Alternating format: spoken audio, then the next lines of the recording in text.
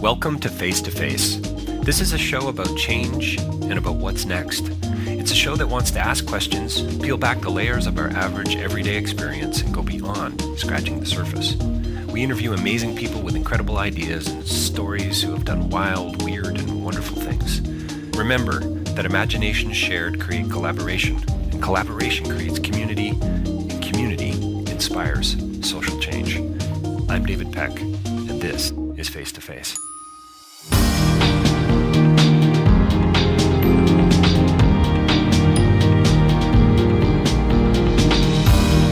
Well, welcome to another edition of Face to Face. We are joined by a former guest. I think, in fact, Nina Spencer's here today with us. Thanks for joining us, Nina. Thank you. I'm happy to be here. Yeah, I don't think I've interviewed too many people twice yet. Well, then I'm honored. That's right. Yes, so much to talk about. Since we last chatted, since we last posted, which, wow, it's probably, I don't know, year and a bit.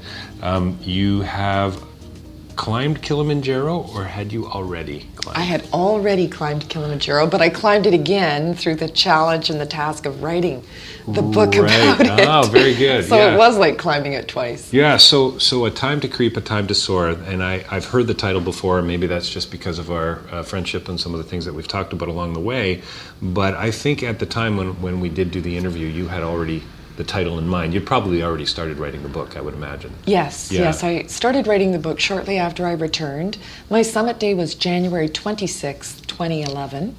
I came back from Africa on February 7th of 2011, and then shortly thereafter I started writing the book. So, you know, as is the case with most writers, it takes a few years. Yeah, sure. You know, and it's an improvement over my Getting Passion Out of Your Profession book, because that took 5 years to write. This one only 3 years. So with that arithmetic, I figure my next book will only take 1 year. Did you go and climb Kilimanjaro with the idea that this was going to be this wonderful life lesson that I was going to be able to write a book out of and have great stories to tell? Or did you do it because it's something you've always kind of wanted to do, or maybe a bit of both? Well, that's an interesting question. The bottom line of it is this. I didn't know that I would climb Kilimanjaro until I signed on. Pretty much that's the truth. The longer version of it is, and I'll do it in a nutshell for you, in January of 2010, I got an email from a fellow member of a club I belong to in downtown Toronto, Verity Club. And once a week, these emails come out. It was the Verity Buzz, the newsletter. And she was putting together a team of people to go and climb Kilimanjaro with an eye to raising funds to help build a women's leadership center for master's studies on the campus of the Africa International University. Who wants to go? So once a week from January to June, I deleted this. I thought it wasn't that interesting. Not interested. Delete. And then on one day in early June, it came in my in-bin again, right after I'd pulled away from my desk for a few minutes and had a bit of a teary eye because I was in a high state of grief over the loss of a dear friend of 30 years who had passed away from breast cancer. And my dog, I'd never had a dog before, and he had passed away just 2 weeks later. My daughter was leaving home and going to start her life, and I had this perfect storm of sense of loss. And so I had a weepy moment, the way sometimes women can. And then when I dried my eye, I swung around to my email once again, clicked on, send me my new emails, and there it was again. And so I thought, I'm going to at least investigate this. You know that expression, there's nothing so, I'm not saying it as eloquently, but there's nothing so poignant as an idea whose time has come, right? And yeah, timing was everything. The timing was everything. Yeah. I'd heard about this, I knew about it, and then all of a sudden it just rang true. I've got to make an inquiry. But that's all it was just so an at this inquiry. point it wasn't, I'm going to climb Kilimanjaro, and I had it wasn't on my bucket list. It wasn't something I wanted to do. I'd never even camped in my own backyard in the inner city of Toronto in July, never mind on the top of the fourth tallest mountain in the world and the tallest peak in Africa, below zero temperatures. You know, like, no. But I thought it was just an interview. I thought I would just go and ask some questions. But the minute I saw the woman who was putting it together, she had such an authentic, warm charisma. She had such a personal power, I believe, that I took one look at her and I thought, holy mac, I'm going to go climb Kilimanjaro. But at that point I had only, maybe walked a mile ever. I was the kind of person that took the car to the grocery store, which was 3 minutes away. Right. But from that point on, as Forrest Gump said, if I was going somewhere, yeah, I was walking. I wasn't running, but I was walking. So I started training seriously, and I took a lot of teasing and leg pulling. Oh, you are going to go and do this? Because they thought I was such a prissy girl, or high heels and coiffed girl, and I'm going to go and hike and not shower for 9 days. Were you not even like a girl guide? Is that what you're telling me? I was a brownie, a girl guide. I was even a brownie leader. Wow. So in a way, one of the first things I had to do in terms of overcoming barriers was to overcome the barriers of people's perception of what I look like, you do this. It just seems so incongruent to so many people. But I think we're all very complex. We are all very complex. Was the group that you went with, were they sort of, did they all sort of fall into that same category? Or were these Some of them were bucket list people who would always wanted to do it. Sure, yeah. At least some significant percent, I wouldn't say 50%, but maybe 30, 35, 40% were quote unquote out of shape, overweight or whatever it was, and they knew that it was a law of the harvest. You needed to be training. The minute you started committing, the minute you committed, you'd better start training. So I signed on in June of 2010, and we climbed in January of 2011. At the time, I was 52. Now I'm 53. I was 53 by the time I climbed. It was terrific on so many levels. I actually thought that the climbing experience would start when we got to the mountain, when we signed in, when we actually started on the trek. The truth of it was, the experience of climbing Mount Kilimanjaro started when I signed that deposit check. Yeah, well, I mean, one of the first comments you made today is that you climbed it again when you wrote the book. Yes. And maybe that'll be our thread today, but just the perpetual climb. Yes, and how different it is. With hindsight, even people who've climbed Kilimanjaro more than once will say that every time is a different experience. You never climb the same mountain twice or 3 times the same way. It will always be different. And by the way, the picture on the cover of my book, A Time to Creep, A Time to Soar, and the subtitle is Lessons Learned for Work and Life from Climbing Kilimanjaro. And the intent, of course, is to make sure that the book is the story is a metaphor. It's not just me recounting the story of the experience of training and climbing. I'm always hearkening it back to, and how does this pertain to the reader in their work life, in their organizational life, professionally, maybe in their personal life as well. And if you take a look at the picture on the front, this is not me on my way to going up. This is after I've been. This is day 1 of coming down. It's 7 days up and 2 days down. But the reason why I like this picture so much is because there you can see myself in the foreground and the whole mountain in the background. I was told by people that I interviewed beforehand, and as I self-disclosed and shared so much information with people, I ended up interviewing 14 people who had previously done the climb. Oh, okay, yeah. And one of the pieces of advice, and I ended up with 239 wonderful tidbit pieces of advice from those people. Wow, that's cool. Yeah, it was great. I still have the book, tiny little clinical things that won't be in a book about it. You know, Right, you have to say what but happened to you. Clearly had an impact on the book you've written, had an impact on Yes. your experience, and Yes. so on, and stuff that you could draw from for many years to come, I would imagine. Absolutely. Well, one of the pieces of advice was, remember to look back.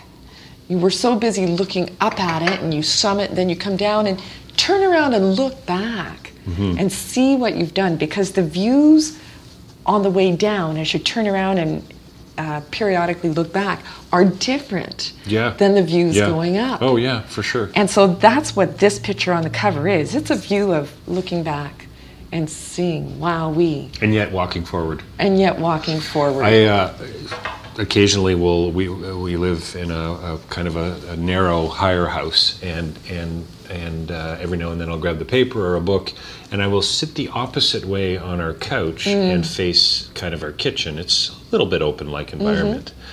And wow, and every time, I'm not kidding, Nina, it sounds corny and cliche, but every time it hits me, it's like a different house. It is a different house, a different angle, it actually a different looks house. a little bigger than I thought, and wow, the hardwood really works from this angle. The light is different. I never noticed, it's just great. so trite and cliche, but these kinds of things, it's almost like you have to remind yourself of that kind of thing every day. I do yoga once a week, and on the drive there, I think, I'd rather be at home right now.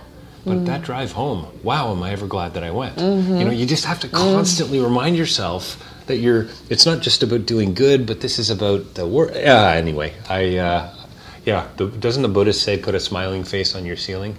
So that the first thing you see when you wake up in the morning is a smile? That always or reminds maybe some Buddhists say that. I shared a bedroom with my sister. She was 5 years older than me, and she loved the Beatles. And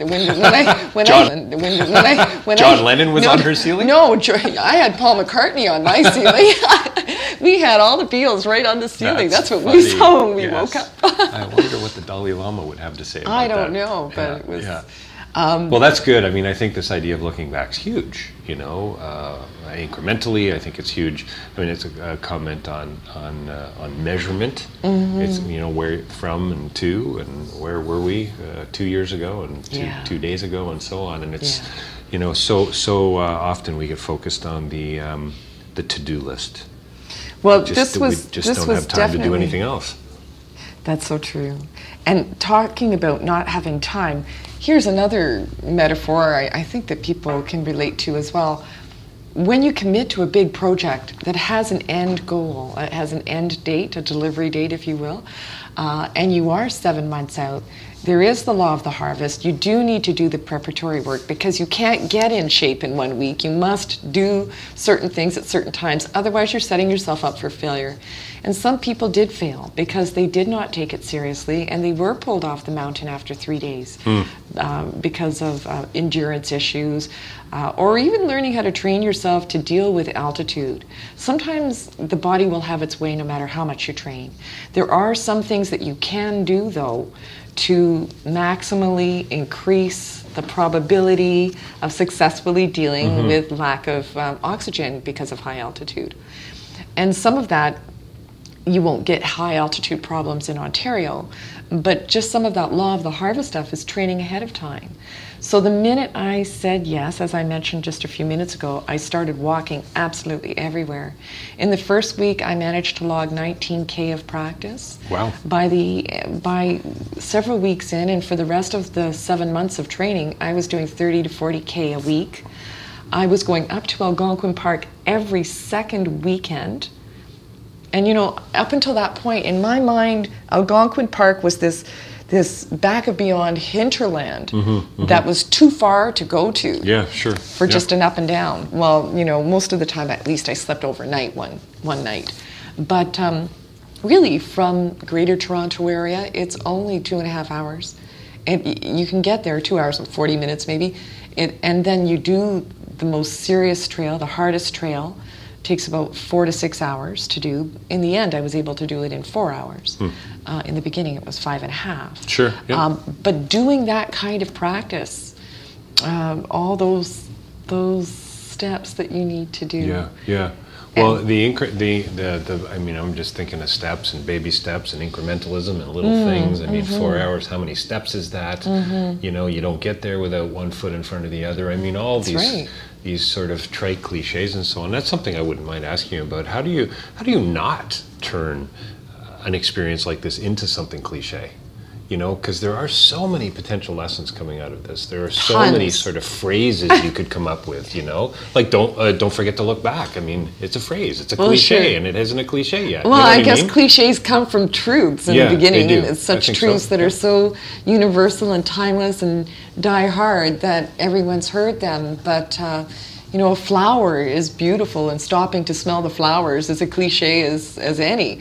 But yet, you know, on a day in late May, when you stick your nose in the middle of a bunch of lilacs, what a simple, beautiful pleasure. You know, it never. So yeah, I guess there are some quote unquote cliches about the mountain, but everyone's experience is different and unique, and any one person's experience could be different on a different day. One of the, I don't know if you think of it as a cliche, it was new to me, and I guess I didn't make it up, but I don't think it's as cliche as some of them, is that you can't see the mountain when you're on the mountain. And that was one of the biggest lessons that I learned. And it's the truth. When you're on top of the mountain, the Kilimanjaro is 19,343 feet, 5,800 and some odd meters. I don't do well in meters. You know, I'm old enough that I prefer feet. But 19,343 feet. But when you're on top of that, when you've done the 7 days, when we did the 7 days, or even I make it very personal, after I had done the 7 days, and I'm standing at that Uru point, at Uru Peak, I can't see the mountain, yet I am on it. You have to almost get away from the mountain to see what you've done. And I think that happens in personal life and in private life. Other people will say, I admire you. I don't know how you could do that. Wow, that is such a hard thing you've done, or I don't know how you manage. And you're thinking, well, you know, what's the big deal? Right. Because you were on the mountain. Right. So you just do what needs to be done. Sometimes we just do what needs to be done. And we don't think about it being so special, so challenging, so difficult, because we're just doing it.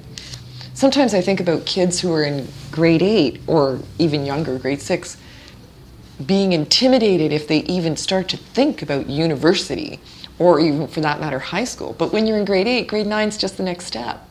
When you're in grade 12, post-secondary school of one sort or another, if you're so inclined, is just the next step. Right. Now, on the mountain, the guides and the porters as well, because the guides are a different status than the porters, but they're all part of the team. 59 people took 14 people up that mountain, right? Wow. But they said to us so many times, and again, even this is cliche if we're going to keep on focusing on that, is poli poli, poli poli. That means slowly, slowly, slowly, slowly.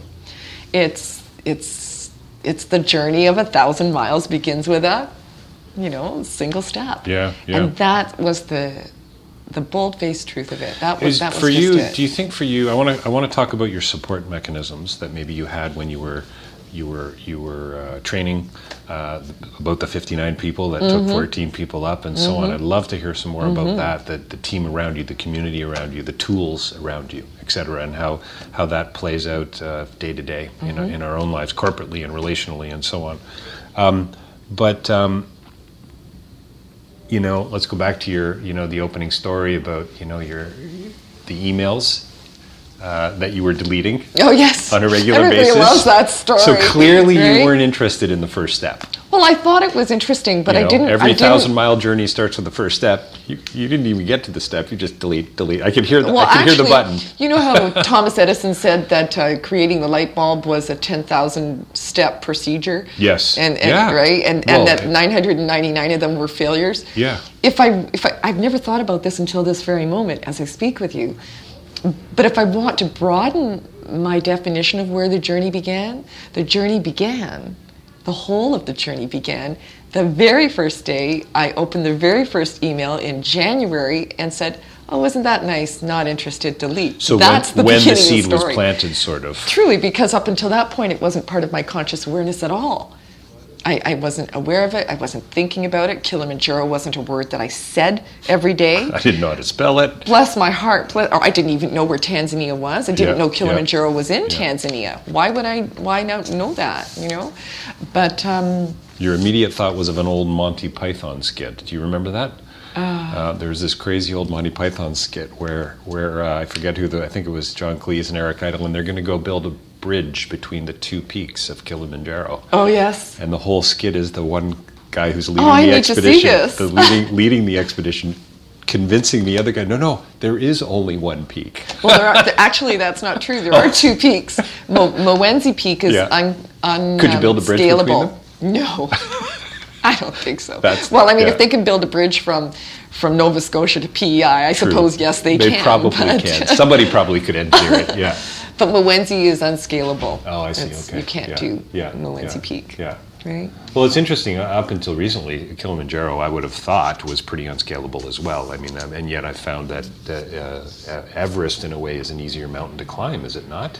In some regards, but it's just the conditions, it's the temperature, it's some of the things. Precisely. Yeah. Right. Yeah. So Kilimanjaro, the trouble that some people get into, and the month before we left, Martina Navratilova and a bunch of her team climbed for the cause that they were climbing for, whatever that was. Yeah. And we all paid a lot of interest to what happened for her. And of course we were rooting for her. We had 30 days to go. I didn't want to hear a bad news story. I wanted to hear a good news story.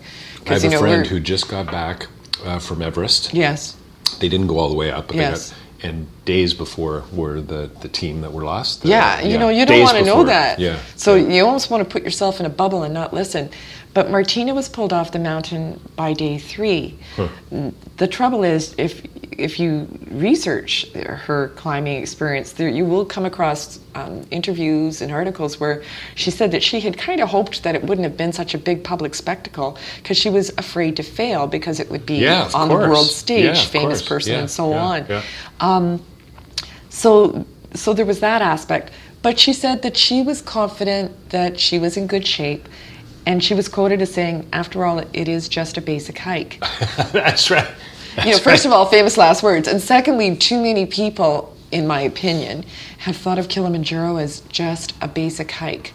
And it's not just a basic hike, because you are dealing with the elements. It's certainly trekkable. It's not mountaineering, it's trekking. It's long-term trekking. That doesn't mean, and I think that this happens with projects in the workplace as well. Oh, for sure it does. We can think that this project is a piece of cake and be very cavalier about it, only to end up having a lot of regret that we didn't take these easy parts more seriously. So I don't want to ignore the question I want to ask you about support mechanisms and so on, and I do think I want to get back to the deleted emails, but I mean, to me, the mountain, working in the field that I'm in, it's all about results, supposedly.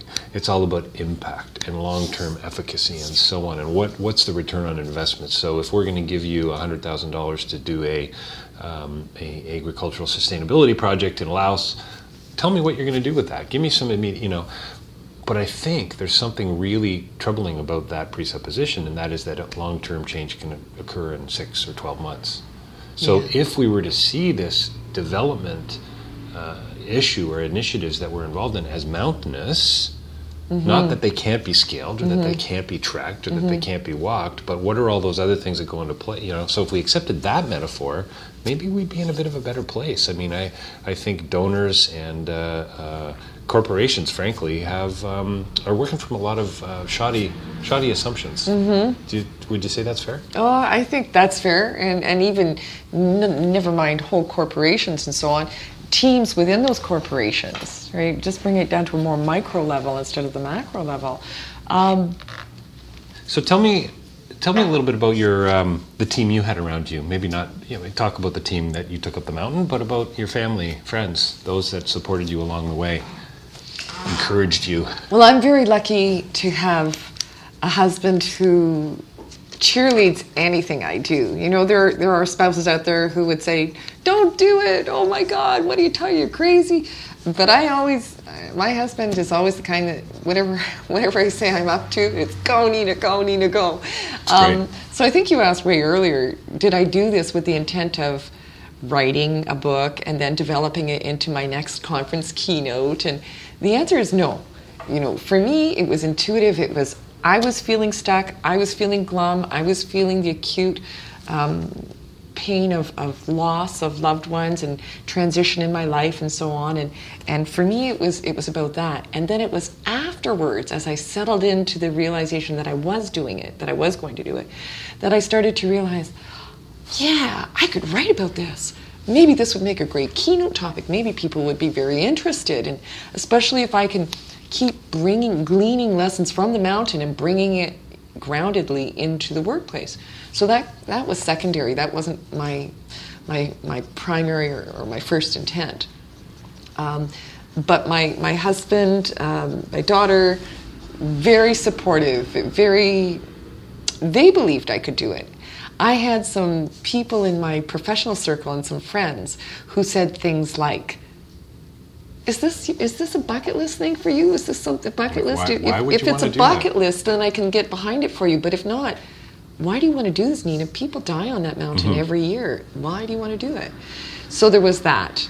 I started taking better care of my feet, not just in that girly way of getting a pedicure in the summer, but you know, a person who's going to climb, a regular hiker already knows this. You have to have regular foot care. Nails and so on. People actually lose their toenails. I know it sounds kind of gross to say, but they do lose their toenails coming down the mountain, and they'll take 6 months to grow back because of the pounding, because of the angle and the pounding. You need to be mindful of your foot care and nail care and so on. So when I started doing the hiking, I was very focused on all kinds of things: proper gear, learning how to breathe, proper boots, foot care, the works. If I'm going to do something, David, I take it seriously. Yeah, take it seriously, do it well, commit to it, right? Precisely. I mean, go big or go home and all that kind of stuff. So I was getting a pedicure at one of the resorts near Algonquin Park that I was staying over the night before and then going 40 minutes into the park after that. And the woman who was doing my toenails was It sounds so funny, getting a pedicure before I climb Kilimanjaro. Yeah. No, this wasn't before Kili. This was during the practice, during Algonquin Park days. Drinking some ginger tea, That's perhaps. right? Yeah. So don't you just love that juxtaposition? Pretty funny. But she was saying, I happened to mention it, and she's saying, well, my aunt did it last year, and I'm just telling you, no matter how much you train, it won't be enough. And she kept saying this. Wow. It won't Real be enough. naysayer. It won't be enough. Yeah. Meantime, I'd only signed on about 3 weeks beforehand. It was all rather new, and a little buyer's remorse can so easily seep into one's thinking. And she just kept on harping on this one chord. It won't be enough. It won't be enough. And I was intimidated. But then about 12 hours later, I thought, how does she know how hard I'm going to train? No matter how hard you train, it won't be enough. How does she know? So in a way, that negativity, although it wasn't part of my family cycle or family support system, gave me a good butt kick. It made me make sure that whatever I did do would be enough. Right. And then the rest would just be up to the fates. Right. But I did not get to that foot of that mountain without knowing that I hadn't done everything I could to prepare for it. I made sure that it was enough. Right. Now the rest was up to me to just implement what I had learned from all my training. Sure. Stay focused, not think too far ahead. I know it gets back to the cliches, but all you really have to do, you can get all the way up to the top of Kilimanjaro, provided that you've done the training and worked on your mindset and everything else. You can get to the top of Kilimanjaro just by, in music we call it staccato, right? Staccato is pop, pop, pop, pop, pop, with separations in between. Just take the next step, and then that next step becomes your starting point for the next step, and that's all you have to do. For the most part, we went the whole way up the mountain, no faster than a wedding march. Pulley, pulley, pulley, pulley the whole way. Right. So consistency was key. I can't believe all the possibility for lessons. You know, the things. You know, the metaphors and the symbols. You know, I mean, it's, as you say, I haven't read your book yet, but just what a rich experience for everything else. Well, and the other thing, here's something else that happened. Another place that I practiced closer to home than Algonquin Park different parts of the Bruce Trail, which is fabulous. The Bruce Trail, you know, it's a long trail. It takes about a month to go from end to end. But, you know, you drive to a certain part and you do a 4-hour hike, whatever. I would go to Rattlesnake Point, which isn't too far from my home, just an hour away. And that was, by comparison to Algonquin, a much easier hike, but it still racked up the K. I would still do 15K walk from Rattlesnake to Crawford Lake and back, and maybe around in some of the other trails as well. I met a man in the parking lot, and as a sidebar, let me tell you, if ever you are, whoever's listening to this, if you're not a hiker and you want to meet people, maybe instead of eHarmony or something like that, not that I'm on the market, but I met so many wonderful, really, really nice people, quality people hiking from all around the world. It always was such a hoot to meet people from Bavaria, you know, from the Bavarian Alps doing Algonquin. But I'm way off track, because what I wanted to share with you about this parking lot experience I had at Rattlesnake, a man who had done all of these different peaks around the world, including the whole of the Appalachian Trail, the Camino, he'd done Machu Picchu, done Everest Base Camp. And when I told him that I'd never done any climbing before, that I was starting with Kilimanjaro, he said to me, "You're starting with Kilimanjaro? That's like doing a PhD without high school." And he meant it as a compliment. So I'm not sharing it with you negatively, yet another person might have said that very same sentence and meant it negatively, but he didn't. But I guess the point is this for me. If you decide that you can do something, well, you know, if you can or you can't do something, what Henry Ford said it, I think Eleanor Roosevelt might have quoted it as well. Whether you can or can't do something, you're right. Right? I'm not saying it quite right, but in other words, you make up your own mind, right? Yeah. So I didn't know that I wasn't supposed to be able to do this if I practiced and everything else. So I just did it. And it didn't occur to me that I couldn't do it. Again, one of my favorite movies, Forrest Gump. Right? So many of those stories, in the film Forrest Gump, are about him doing almost the impossible because he didn't know that he wasn't smart enough or physically fit enough or whatever to do it. So he just did it. Wasn't limited in that sense. And that's about it in No, a I think nutshell. it's a great lesson on perspective, and it's kind of that sitting on the couch looking at the house from a different point of view, or it's the coming down instead of the going up and looking behind and all of that. Yeah. So often we just chunk it down. And it's the same with projects. We know this with project management when they do the fishbone charts and everything else. Chunk it down. If you have to get to this almost impossible goal, and you're way down here and the goal is way up here, well, you know, really all you have to do is what are these first steps, these intermediate steps, and the rest will take care of itself. Like the kid in grade 6 who ends up going to university or college, whatever. Right? Just take the next step. Do you think what was it? I don't know if this is a good question or not, but tell me about the thread that runs through the experience. So maybe the training you did even before the deleted emails started, or even before I know you what were, the thread is. Oh, okay, go ahead. Yeah, I know. good. That was, you know, Excellent. like I got it. Oh, teacher. Let me answer this one for you. I can do this. That's the thread. Right. And I realized. Yeah, but I get that sense that's you, probably. Well, right? I realized that my parents set me up for that. Good.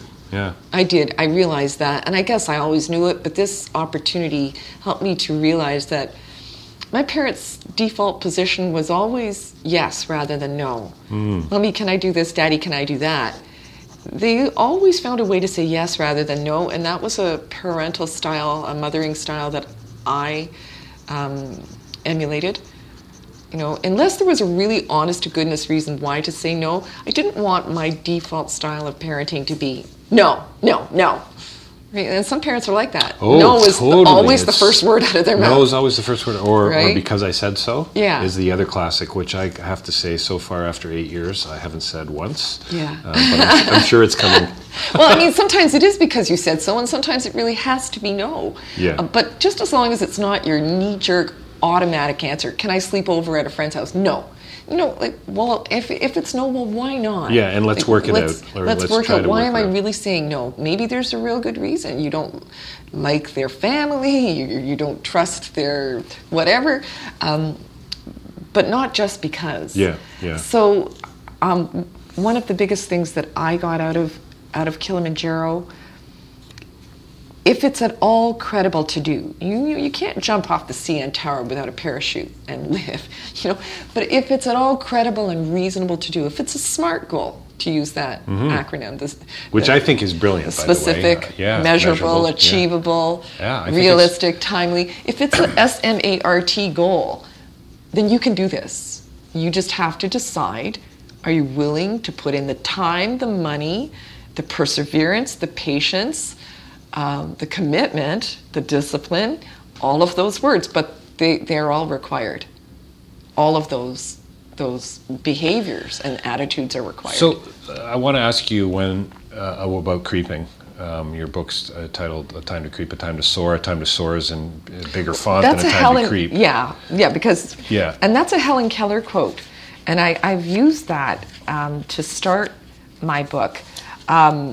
And just see if I can find it myself. I should know it off the top of my head. One can never consent to creep when one feels an impulse to soar.